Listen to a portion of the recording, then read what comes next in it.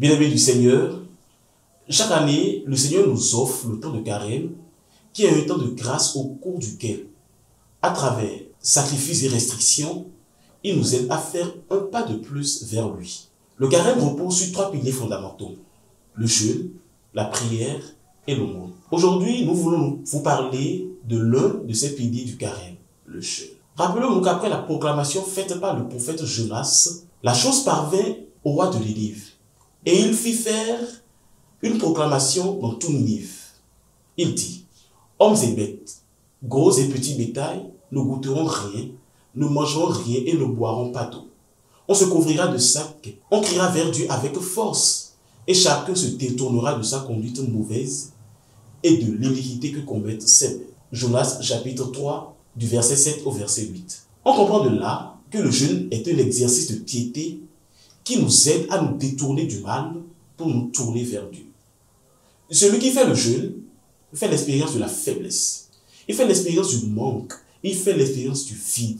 Et c'est cet état de faiblesse, de manque et de vide qui nous fait nous tourner vers Dieu, vers un plus grand que nous, pour nous remplir de sa force. À cette question, le prophète Isaïe répond: le jeûne qui me plaît, n'est-ce pas ceci? Faire tomber les chaînes injustes, délier les attaches du jour, rendre la liberté aux opprimés, briser tous les jours. N'est-ce pas partager ton pain avec celui qui a faim, accueillir les pauvres sans abri, couvrir celui qui est sans vêtements, ne pas te dérober à ton semblable? Isaïe chapitre 58, les versets 6 et 7.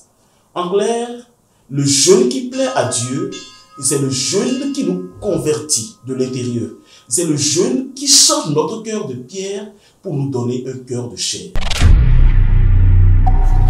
Le jeûne touche en premier le sommeil.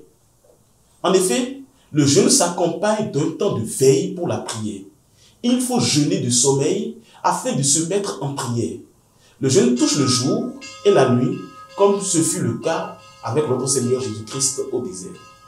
Le jeûne touche ensuite la nourriture. On peut par exemple faire un jeûne au pain et à l'eau, s'abstenir de viande. Mais il faut retenir que ce que nous mettons de côté quand nous jeûnons n'est plus à nous. C'est pour les pauvres, les orphelins, c'est pour les indigents. Le jeûne touche enfin les relations sexuelles, et ceci concerne les couples religieusement mariés.